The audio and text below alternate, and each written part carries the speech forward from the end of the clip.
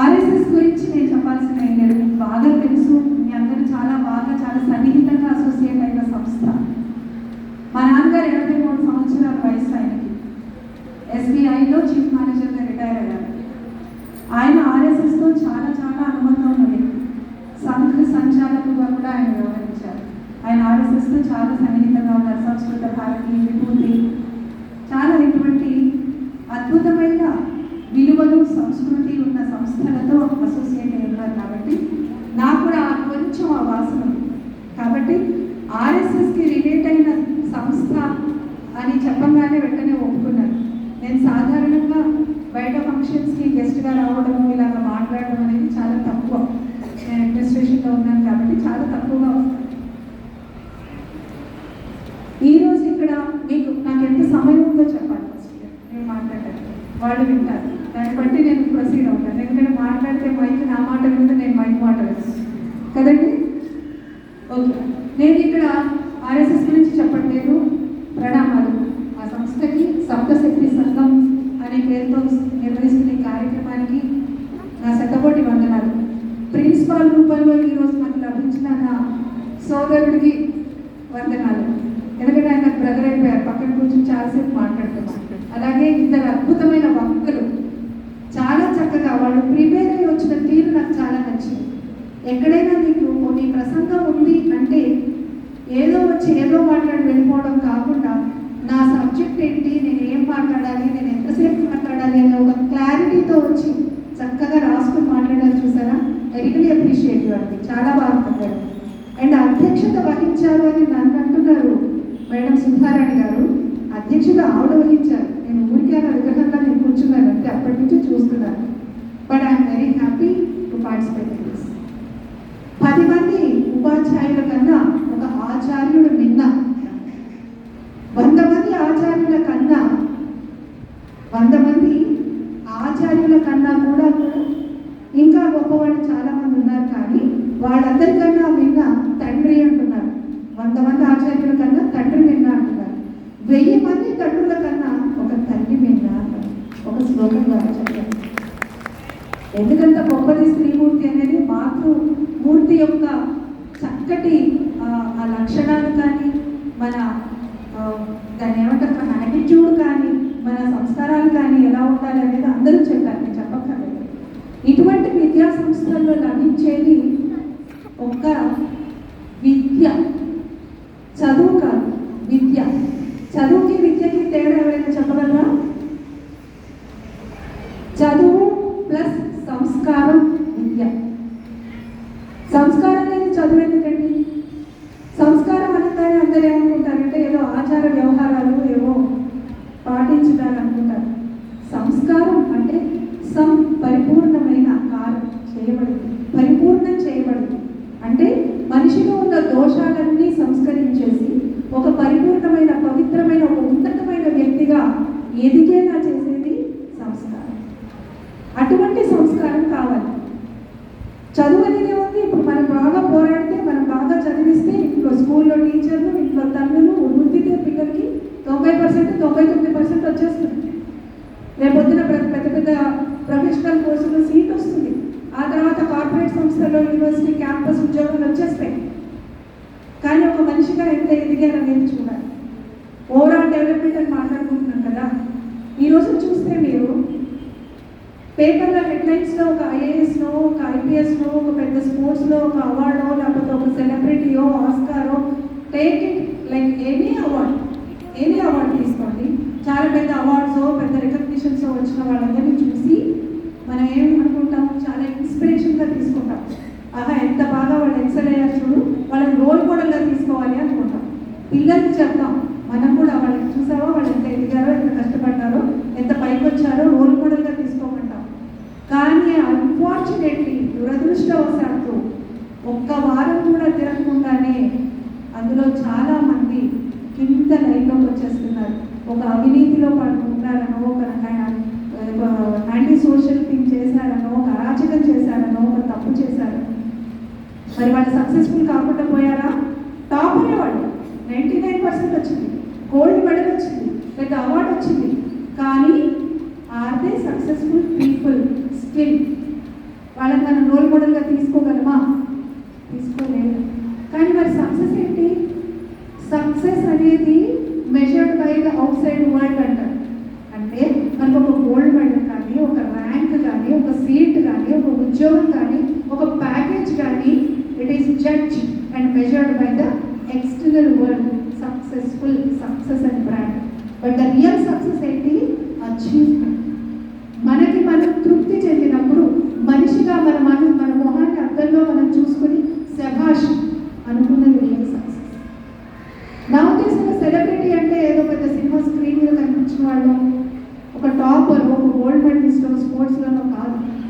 A celebrity is one who celebrates every moment of one's life. Rickshaw తొక్కుకునేవాడు కూడా ఆనందంగా పాట పాడుకుంటూ హాయిగా ఇంటికి వెళ్ళిపోయి భార్య బిడ్డలతో ఆనందంగా ఉన్నవాడు సెలబ్రిటీ. సెలబ్రిటీ మనందరం ఏం చేస్తున్నాం?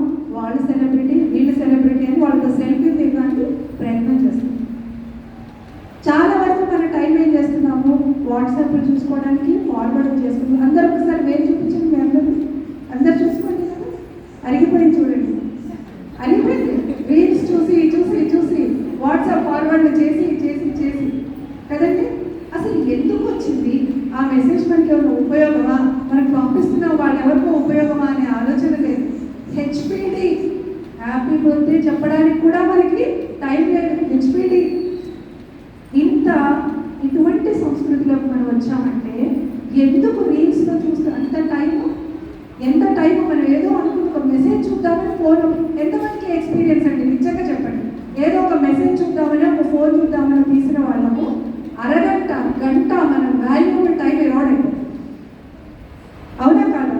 ఇది ఎలాంటి వాట్సాప్ ఫార్వర్డ్ ఏంటంటే మన పేరెంటాల్లో పెట్టే బ్లౌజ్ పీస్ లాంటిది. మనకు వాడం ఇంకోళ్ళ పొట్టు పెట్టి ఇచ్చేస్తూ ఉంటాం. దాన్ని సరిగ్గా కూడా చూడం. అవునా కాదండి? Fact of life. కాబట్టి సోషల్ మీడియా బ్యాడ్ అని నేను అనను. ఎందుకంటే మనమే స్క్రీన్ ద్వారా చాలా నేర్చుకుంటున్నాం. పొద్దున్న వేస్తే గూగుల్ పే కావాలి, ఫోన్పే కావాలి, గూగుల్లో కావాల్సిన ఆన్సర్ కావాలి, ఏదైనా న్యూస్ కావాలంటే చూసుకోవాలి. కానీ ఎంత కావాలి? అది తెలియట్లా. ఒక నైఫ్ ఇస్తాండి కేక్ కట్ చేసుకోవాలండి. అదే నైఫ్ పీగా కూడా కట్ చేసుకోవచ్చు. కేక్ కట్ చేయొచ్చు, పీగా కట్ చేయొచ్చు. సోషల్ మీడియా ఒక నైఫ్ లాంటిది. దాన్ని ఎలా వాడుకోవాలో తెలుసుకుంటే జీవితంలో ఎక్సెల్ అయిపోతాం. పిల్లల్ని మనమే అసలు స్క్రీన్ చూడొద్దన్నాం, అసలు ఫోన్ ముట్టుకోవడానికి వీలు లేదన్నాం వాళ్ళని. కరోనా టైంలో ఏం చేసామండి? ఆన్లైన్ క్లాసులు, జూమ్, వాటి స్క్రీన్ నుంచి వస్తే కూర్చో ఫస్ట్ చూడు, నేర్చుకో, టీచర్ ఉన్నారు ఆన్లైన్. మళ్ళీ కరోనా అయిపోయింది, మళ్ళీ ఫోన్ ముట్టుకోవద్దు. వాడు వింటాడా? వినడు. అన్నం పెట్టాలి, మీకు తొందర, నెక్స్ట్ పని పెట్టాలి, చూడు యూట్యూబ్ ఆన్ చేయడం, వీడికి నెట్టేయడం. మా వాడు ఫోన్ వదలట్లేదు. ఎందుకు వదులుతాడు? వాడికి అలవాటు చేసింది మనం. ఫోన్ వాడికి అన్నం పెట్టే 5 నిమిషాలైనా పిల్లవాడితో కూర్చుని వాళ్ళు చెప్పినట్టుగా చక్కగా మన పురాణాలు, ఇతిహాసాలు, లేదా ఒక గొప్పవాళ్ళ చరిత్ర, లేదా చుట్టూ ఉన్న మంచి వాళ్ళు, మన బాబాయిలు, మన పిల్లలు, అచీవ్ అయిన వాళ్ళ గురించి చెప్పుకుంటూ అన్నం పెడితే కథలుగా ఎందుకు తినడు? అటువంటి ప్రయత్నం మనం చెయ్యట్లా. ఎందుకంటే మనం బిజీ, మనం వెళ్ళిపోవాలి కదా, నెక్స్ట్ పని తీసుకోవాలి కదా మనం. లేదా నా సీరియల్ టైం అవుతుంది, వాడు ఏమన్నా వాడికి ఒక ఫోన్ పడేయడం, నేను సీరియల్ చూసుకోవడం. I'm sorry to say this is what happening in the society. Mothers, you are very responsible people in your house. తల్లి పాత్ర ఎంత గొప్పదంటే నేను కొత్తగా వచ్చి చెప్పాల్సిన అవసరం లేదు. I'm successful mother of 2 children. They are grown up. నా పిల్లలిద్దరు సెటిల్ అయిపోయారు. అమ్మాయికి పెళ్ళి అయిపోయింది, అబ్బాయికి నాకు పెళ్ళి కావాల్సి ఉన్నాడు, ఇద్దరు పెద్ద పిల్లలు. ఎందుకు సక్సెస్ఫుల్ మదర్ అన్నట్లు మీరు ఎంకరేజ్ చేస్తే డెఫినెట్గా వాళ్ళు ఎక్సైడ్ అవుతారు. పక్కవాడికి మ్యాథ్స్లో 90% వచ్చింది, నీకెందుకు 80 వచ్చింది? వాళ్ళు మ్యాథ్స్లో గొప్పేమో, మ్యూజిక్లో గొప్పేమో కనుక్కోండి.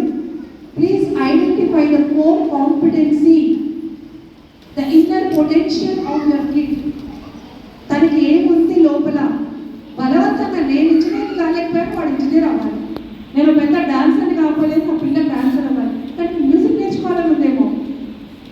Please give them some space.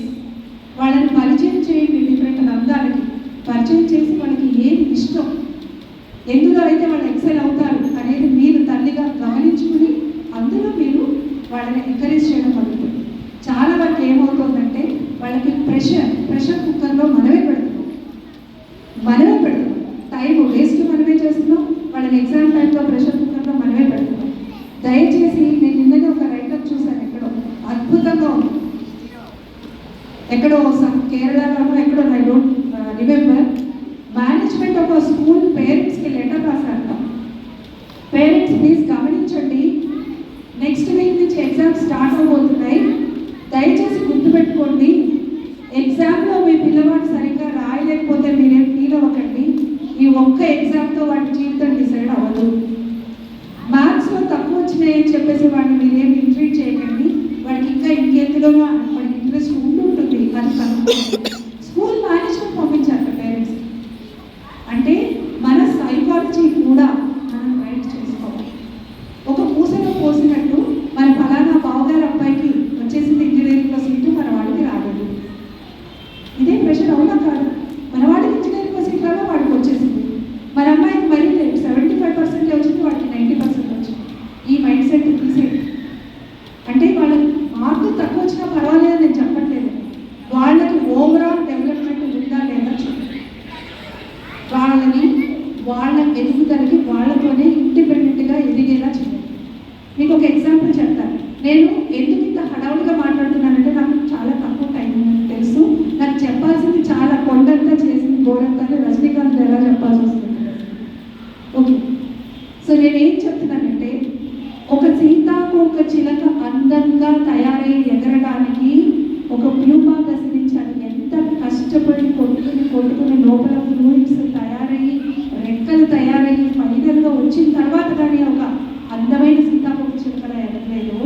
బొమ్మలపుట్టు దశలో ఎవరు ఇష్టపడలేదు, ప్యూపా దశలోకి వచ్చి కష్టపడిన తర్వాతే సీతాకోక చిలకగా ఎగురుతుంది. ఆ సీతాకోక చిలకతో అందరికీ సెల్ఫీ తీసుకోవాలనుకుంటాం, బొమ్మలపుట్టుతో ఎవరు అనుకోరు. మన పిల్లవాళ్ళు సీతాకోక చిలక ఎదగాలంటే కష్టపడాలి. పిల్లవాడు తప్పటడు, ఇప్పుడు ఆ పాప తప్పటడు పడి కింద పడిపోతే అయ్యో నా కూతురు పడిపోతుందని చెప్పి వాళ్ళని నడవనియవా? మనం నడవనిస్తావా లేదా? నడవాలి, కింద పడాలి, మోకాలు దెబ్బ తగలాలి, నడక నేర్చుకోవాలి. రేపొద్దున వాళ్ళే పరిగెత్తుతారు, ఇండియాకి గోల్డ్ మెడల్ తెచ్చే అథ్లెట్స్ అవుతారు. మనం ఎంకరేజ్ చేయడంలో వాళ్ళని ఆపొద్దు, ఆపినట్టుగా కానీ ఎక్కడ కింద పడుతున్నారో, ఎక్కడ తప్పటం వేస్తున్నారో అనే మీరు ఒక ఎరుకలో ఉండండి, ఒక అవేర్నెస్తో ఉండండి, ఒక అటెన్షన్తో ఉండండి. కానీ వాళ్ళని ఆపొద్దు. వాళ్ళని ఇంక్విజిటివ్నెస్ అంటారు కదా, అది తెలుసుకోవాలన్న తపనలోనే వాళ్ళు ఎదుగుతారు. అయ్యో పాపం సీతాకోక చిలుక ఇబ్బంది పడుతుందని దాన్ని కనుక మీరు కట్ చేశారనుకోండి, దాని రెక్కలు మొత్తం ఫామ్ కాకుండా అది జీవితంలో ఎదగలేదు, కిందనే కొట్టుకుంటూ ఉంటుంది. మన పిల్లలైనా అంతే, వాళ్ళని ఎదగనివ్వకపోతే జీవితంలో వాళ్ళు చాలా కష్టపడతారు. వాళ్ళని కష్టపెట్టమని చెప్పట్లేదు, కష్టం తెలిసేలా పెంచండి అని చెప్పండి. కష్టం తెలియాలి వాళ్ళకి. మనకన్నా తక్కువ అండర్ ప్రివిలేజ్ వాళ్ళు ఉన్నారు, మనకన్నా చాలా ఇబ్బంది పడుతున్న వాళ్ళు ఉన్నారు. మనకి ఇప్పుడు పిల్లలకి నీడ్స్కి వాంట్స్కి తేడా లేకుండా పోతున్నారు. అంటే మన అవసరం ఏంటి, మన కోరికలు. అసలు బేసిక్ అవసరాలంటే కోరికలు ఎందుకు తెలియదండి? ఎందుకు తెలుస్తుంది? ఎట్లా మన వీళ్ళేదో ఒక సర్వేలో తెలిసింది, చైనా లాంటి కంట్రీలో అంట ఏదో సమ్ 6 ప్యాక్ అని ఏదో పెడుతున్నారు. వాళ్ళు చెప్పారు ఒక థియరీ, ఒక ఇంటికి ఒకడే కొడుకు, కానీ 6 వాడి చుట్టూ అమ్మ నాన్న అమ్మమ్మ తాతయ్య బామ్మ తాతయ్య. వాడు నోట్లోంచి వస్తే చాలు, ఇదిగో ఇదిగో ఇదిగో ఇదిగో 6 గిఫ్ట్లు 6 సార్లు వచ్చేస్తాయి వాడి వస్తువు. వాడి నోట్లోంచి రావడం పాపం. అదే కల్చర్ మనకు కూడా వస్తుంది. ఆన్లైన్ వచ్చేసిన తర్వాత వాడికి నచ్చి ఒక సైకిల్ బొమ్మ, మనకి నచ్చి ఇంకో బొమ్మ, లేకపోతే వాడికి నచ్చి వాడికి ఒక షూ, మనకి నచ్చి ఇంకో షూ, బాబాయ్కి నచ్చి ఏంటది? వాడికి 3-4 జతల చెప్పులు షూస్ ఉంటాయి. వాడికి అసలు అవసరానికి కోరికకి దానికి తేడా లేదు. రేపొద్దున ఈ పిల్లలే నో అనే మాటను భరించలేరు. ఇన్ని ప్రొవైడ్ చేస్తున్న తల్లిదండ్రులు రేపొద్దున ఏదైనా ఇబ్బంది వచ్చి అమ్మ నాకు ఇది కావాలి అనుకున్నప్పుడు ఇప్పుడు కాదు నాన్న అని చూడండి, ఊరుకుంటారా? ఇలా అలవాటు పడిపోయిన పిల్లలు ఊరుకోలేరు. నో అనేది వాళ్ళు తీసుకోలేరు. రేపొద్దున పెద్ద ఉద్యోగం చేయొచ్చు, ఇంకెక్కడికైనా వెళ్ళొచ్చు, అక్కడ పై ఆఫీసర్ నుంచి ఒక నో కానీ రిజెక్షన్ కానీ వచ్చిందంటే తట్టుకోలేరు. ఎమోషనల్ బ్యాలెన్స్ అనేది చాలా ఇంపార్టెంట్. ఎమోషన్స్ని కంట్రోల్ చేసుకోవడం, ఎమోషన్స్ని బ్యాలెన్స్ చేసుకోవడం. ఇప్పుడు వచ్చేది ఐక్యూ కాదండి, ఇంటెలిజెంట్ క్వశ్చన్ కాదు, 99% వచ్చిందా 96% వచ్చిందా కాదు. ఎట్ ఎనీ గివెన్ సిచ్యువేషన్ మన పిల్లవాడు కానీ పిల్ల కానీ ఆ జరిగిన ఒక ఇన్సిడెంట్